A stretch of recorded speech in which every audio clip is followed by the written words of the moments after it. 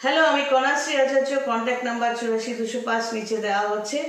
এমন যদি হয় যে ভিডিওটা প্রথম দেখছো, তাহলে আমার চ্যানেলে যেতে হবে বা ফেসবুকে যাও। ওখানে পরপর কিন্তু দেওয়া হয় যে প্রত্যেকটা ভিডিও যে দিই, লিঙ্কটা আমি দিয়ে দেওয়ার চেষ্টা করি যখনই সময় পাই। তো আর চ্যানেলে যেতে গেলে কি করতে হবে, এই ভিডিওটা নিচে দেখো কে লোগোটা রয়েছে, ওখানে ক্লিক করো, তাহলে আমার চ্যানেলে পৌঁছলে। এবার সেখানেও হয়তো দেখলে অন্যান্য অনেকের রয়েছে ভিডিও।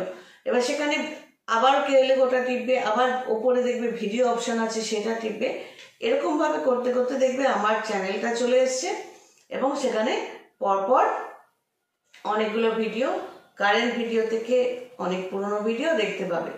কারেন্ট ভিডিওতে আমাকে এরকম দেখছো, ছোট্ট করে বলে দিই যে পুরনো ভিডিওতে কিন্তু আমাকে অনেকটাই অন্যরকম লাগে। মানে তখন বিবাহিত, এবং তখন দেখবে লাল ব্লাউজ, সাদা প্রিন্টের শাড়ি, হলুদ শাড়ি, কিছু কাস্টমারদের নিয়েও বসতাম চেম্বারে।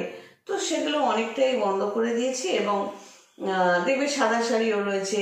হ্যাঁ, তো এই যে চেহারার মধ্যে পরিবর্তন পজিটিভলি, এটা আমি বহুবারই বোঝানোর চেষ্টা করেছি যে নিজে এত বছর ধরে একটা সিস্টেমে আছি বলে অনেকটাই চেঞ্জেস আসে, পজিটিভলি আসে, নিজের চেহারায় আসে, মানসিকতায় আসে।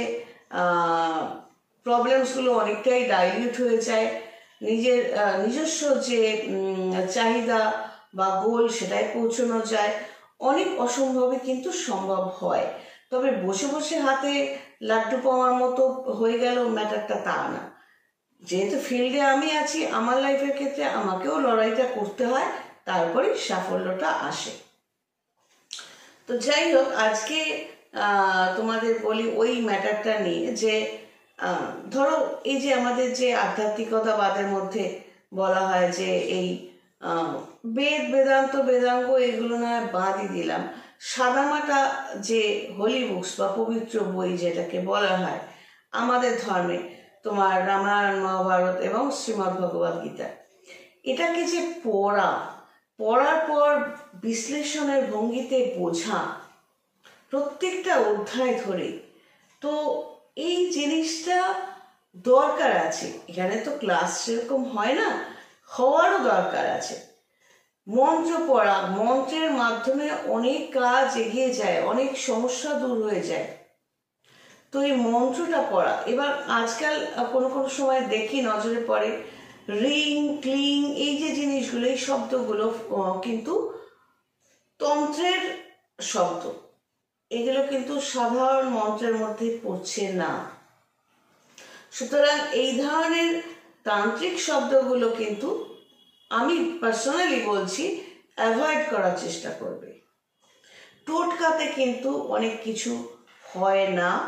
এবার যারা মনে করবে আমার কথা এভাবে ফেলে দেবে, দিতেই পারো, কিন্তু যেটা ঠিক আমি সবসময় সেটা বলার চেষ্টা করে এসেছি, আজও করছি।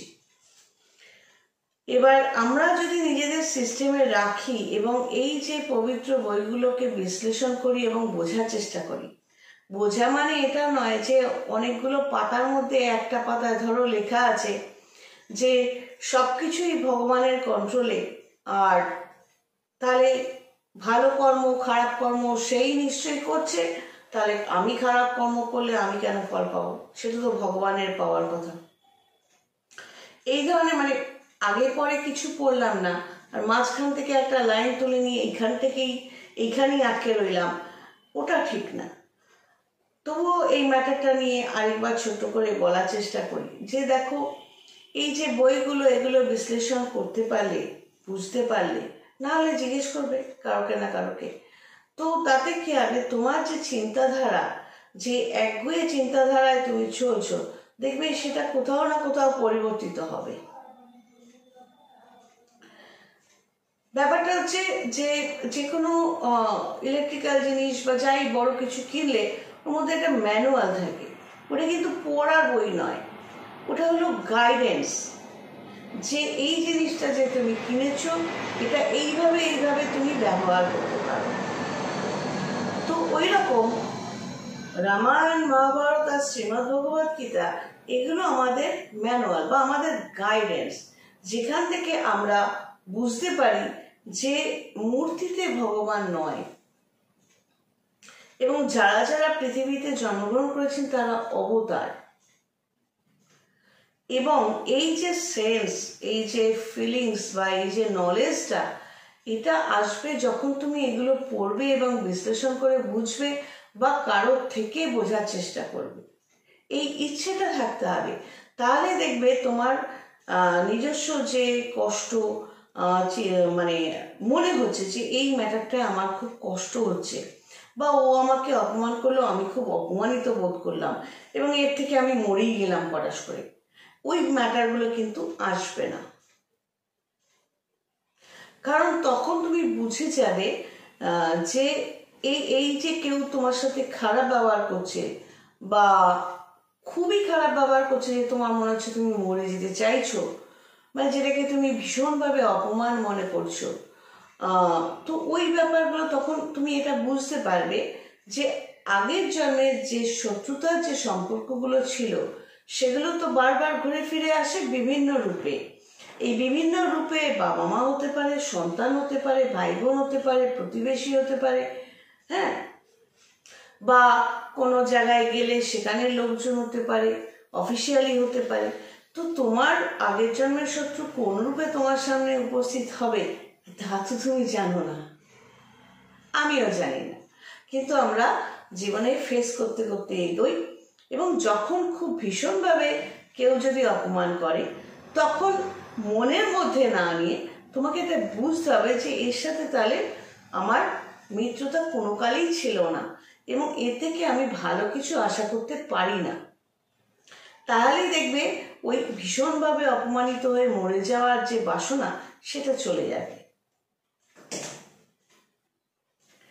তো ব্যাপারটা হচ্ছে এই যে ভগবত পাঠ বা সৎসঙ্গ বা এই যে হোলি বুকসগুলো পড়া, এই জিনিসগুলো হচ্ছে ধরো তোমার ওই বলি যে মাথার উপর ট্যাঙ্ক রয়েছে, তো ট্যাঙ্ক থেকে তুমি তোমার ঘরে বিভিন্ন পাইপে করে জল নেবে, ওই জলে তুমি বাথরুমেও নিচ্ছ, রান্নাঘরেও নিচ্ছ, বারান্দাতেও নিচ্ছ, হ্যাঁ, তো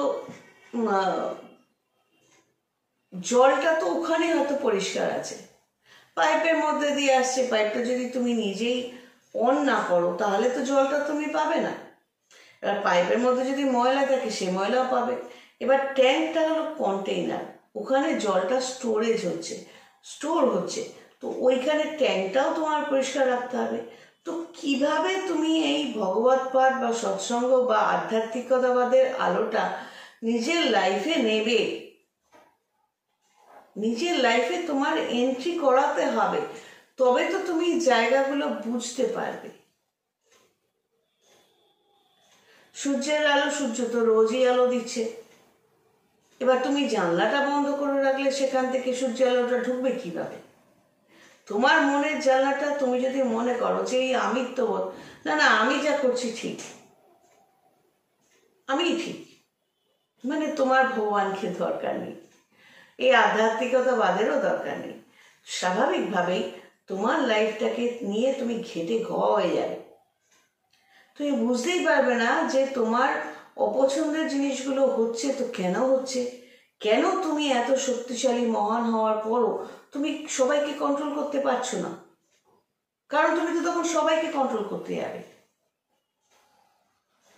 করতে নেই, সবাইকে কন্ট্রোল করার চেষ্টা করতে নেই, কন্ট্রোল করারই চেষ্টা করতে নেই, মিত্র হলেও না, শত্রু হলেও না। তোমার মানে তোমাকে বুঝতে হবে তোমার কর্মটুকু কতটা, শত্রু হোক মিত্র হোক তোমাকে ভালোটাই বলতে হবে, লজিক্যাল বলতে হবে, যেটা ঠিক সেটাই বলতে হবে, এটা হলো তোমার কর্ম। এবং এর ফলটা মানুষ দিক না দিক উপরওয়ালা থেকে তুমি পাবে, এটাই হলো কন্ট্রোলড বাই হিম। নিয়ম মানে মহাজাগতিক নিয়ম বা কসমিক রুল বা কসমিক পাওয়ার বা ইউনিভার্সাল পাওয়ার যে কথাগুলো এখন উঠছে, এটা হলো এই নিয়ম যে তুমি যেরকম ভাবে ভেবে কথা বলবে বা যা ভাববে, এটা মাইন্ডটা হলো ওই যে এই ড্রেসটা পরে ফার্স্ট ভিডিওটা বললাম সাবকনশিয়াস মাইন্ড, ওটা একটা ম্যাগনেটের মতো। তুমি যত খারাপ খারাপ নেগেটিভ সব ভাববে, তোমার সাথেই সেগুলো হবে। তুমি যাদের পছন্দ করো, ভালোবাসার লোক, তাদের সাথে সেগুলো হবে।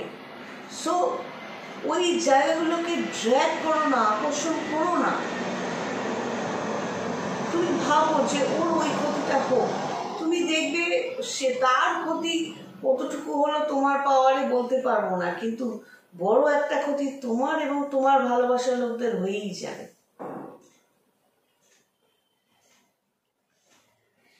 তো এগুলো বুঝতে হবে, মাইন্ডটা একটা পাওয়ার। এই শরীরের বিয়ন্ড দিস বডি, এই শরীরের বাইরে আমাদের একটা অস্তিত্ব আছে, সূক্ষ্ম আত্মা, সূক্ষ্ম দেহ, তার মধ্যে আত্মা। সেই আত্মাটা একটা অস্তিত্ব। কিরকম অস্তিত্ব? ধরো মরে যাওয়াটা বলি, একটা ছোট্ট উদাহরণ দিয়ে বলি।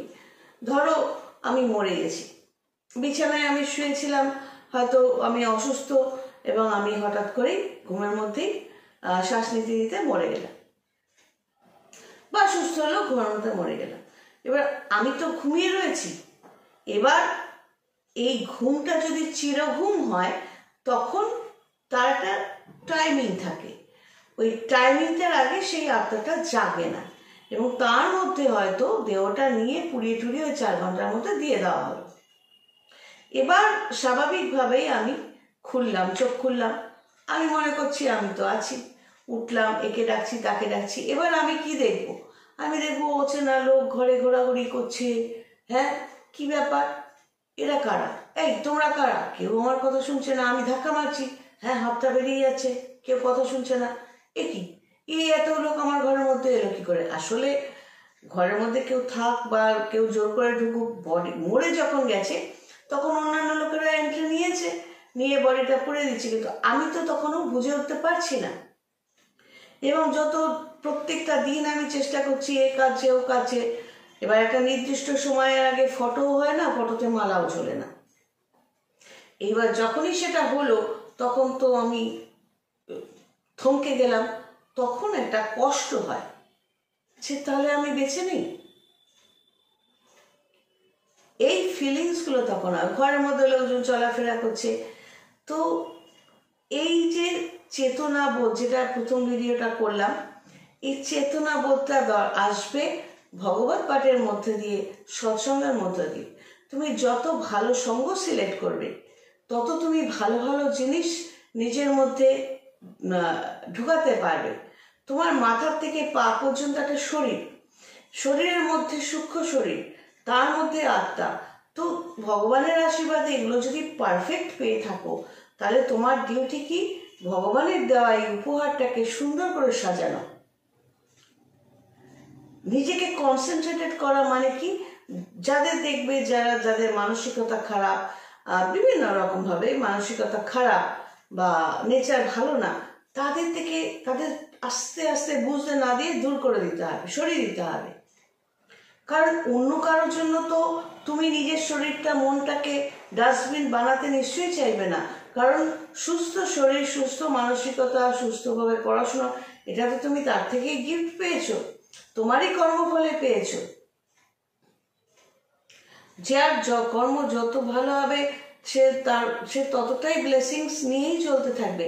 সেই ব্লেসিংস অটোমেটিক্যালি আসবে। সে মানুষটাকে পেছনে ছুটতে হবে না ব্লেসিংস পাওয়ার জন্য, তার মধ্যে সে ব্লেসিংস এমনিই দেখা যায়।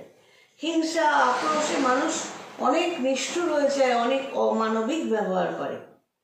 তো যখন সেগুলো বুঝবে, তাদের সায় না দিয়ে মাথায় রাখবে এই শরীর, মন, সূক্ষ্ম আত্মা সব তার দেওয়া। তুমি অন্য কারোর খারাপ জিনিসগুলো নিয়ে নিজের মধ্যে ভরিয়ে নিজেকে নিশ্চয়ই খারাপ করে তুলবে না। এবং যত তুমি এই ভগবত পাঠ বা সৎসঙ্গের মাধ্যমে ভালো জিনিসগুলো করতে থাকবে, তুমি এমনি আশীর্বাদ পাবে। ভক্ত যেমন ভগবানকে খোঁজে, ভগবানও ভক্ত খোঁজে। এটা একটা পার্ট, মানে একটা বড় বাবলস, যেমন ফু দিয়ে সাবান জল করো, ছোট ছোট বাবলস, একটা বড় বাবলস, বড় বাবলের মধ্যে ছোট বাবলটা যখন মিক্স হচ্ছে, ওই ছোটটা মিশে আবার বড় হয়ে যাচ্ছে, আবার বড়টাকে ভেঙে দাও, ছোট ছোট হয়ে যাচ্ছে। তো আমরাও সেই রকমভাবে ইউনিভার্সালি আমরা সবাই একজন একজনের সাথে এক আছি, কেউ শত্রু হিসেবে, কেউ মিত্র হিসেবে। তো আমরা যেভাবে যেভাবে আমাদের চালনা করব, আমরা সেভাবেই ফল পেতে থাকবো, এই নিয়মটাই চলে এসছে। এবং এটাই হলো আধ্যাত্মিকতাবাদের মূল কথা। শরীরের বাইরে যে দুনিয়াটা, সেটা একটা আলাদা ডাইমেনশন। ছোট্ট করে বলে দিই, কুকুর, বেড়াল, এদের দৃষ্টিশক্তি, শ্রবণ শক্তি, ঘ্রাণ শক্তি, এগুলো এতটাই বেশি যে যতটা আমরা দেখি, আমরা শুনি, আমরা গন্ধ পাই, তার চাইতে বেশি তারা পায়। বলেই রাত বিরেতে বা দুপুরবেলা অনেক সময় দেখবে কোনো দিকে তাকিয়ে কুকুরগুলো চিৎকার করে যাচ্ছে ভয়ার্তভাবে, অথচ কেউ নেই, বা বেড়াল চিৎকার করছে ভয়ার্তভাবে, অথচ কেউ নেই, বা কুকুর বেড়ালগুলো ভয় পেয়ে চুপসে বসে কোনো দিকে তাকিয়ে আছে, অথচ কেউ নেই। এই কেউ নেইটা তুমি দেখতে পাচ্ছ না, ওরা দেখতে পাচ্ছে। আমার ব্যক্তিগত লাইফে এরকম হয়েছে, তাদের অ্যাটিটিউডগুলো, তাদের নেচারগুলো অনেক অবজার্ভ করেছি, বুঝেছি। তো এই ভগবানের যে বইগুলো, এগুলোর সাথে থাকা এবং সঙ্গে তোমার প্রফেশন কেন, যে কোনো ব্যাপার নিয়ে সমস্যা যখন ফেস করছো, তুমি দেখবে তুমি নিজেই নিজেকে গাইড করতে পারবে। তারপরও যদি না হয়, তার জন্য স্পিরিচুয়াল গাইডরা রয়েছে, তাদের সাথে কথা বলো, তুমি ঠিক দেখবে সঠিক রাস্তায় তোমার চাওয়া পাওয়া নিয়ে এগিয়ে যেতে পারবে। সৎসঙ্গ বা ভগবত পাঠের এই জন্যই প্রয়োজনীয়তা। সবাই ভালো থেকো। God bless and take care.